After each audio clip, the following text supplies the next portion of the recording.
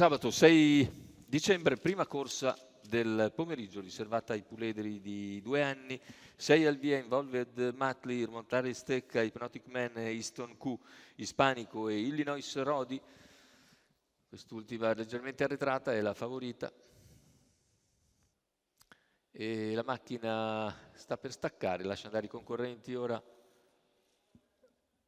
con tentativo di Hypnotic Man. Numero 5, Ispanico, Condurre, ha sbagliato squalificato. invece Ispanico. Seconda posizione vediamo Immortale Stecca.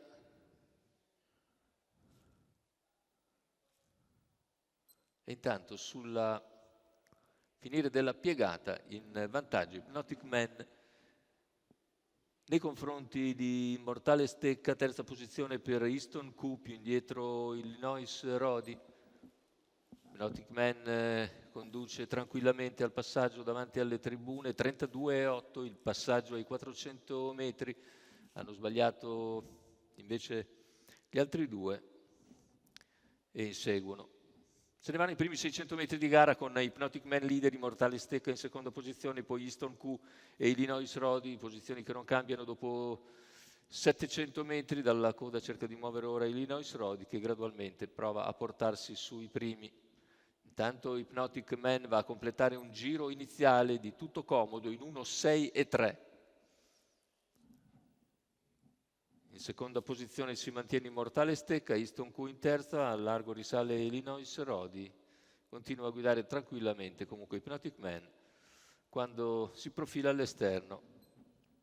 Illinois Rodi, chilometri iniziali in 1,22,9 con Hypnotic Man che continua a comandare. Illinois Rodi che si impegna all'esterno, sopravanza Immortale Stecca a 800 dalla conclusione, arriva al sediolo del leader. E ora la corsa sicuramente si accenderà con Hypnotic Man che cambia registro, già un 15,4 davanti alle tribune, ora spara di nuovo un parziale in 15,6 e i primi due si distaccano. Numero 2, Immortale Stecca, squalificato. Le prime due posizioni. Sbagliato anche Immortale Stecca, intanto a 400 dall'arrivo, cerca di allungare Hypnotic Man seguito da Illinois Rodi.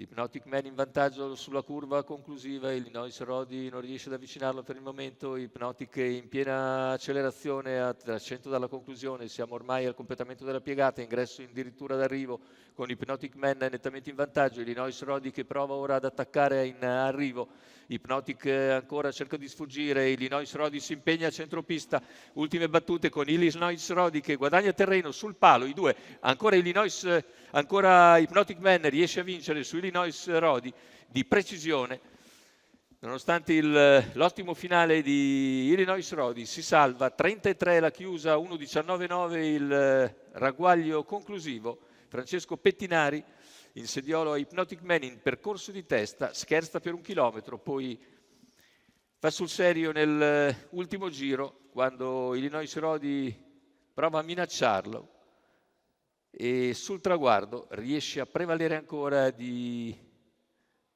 minimo praticamente di una testa abbondante, ma è ancora netto il vantaggio sul traguardo per l'allievo di Francesco Pettinari, mentre al terzo posto finisce Easton Q. Vince dunque Hypnotic Man alla seconda in carriera, Massimo Trevellin in sediolo per la scuderia Pierre e Roby.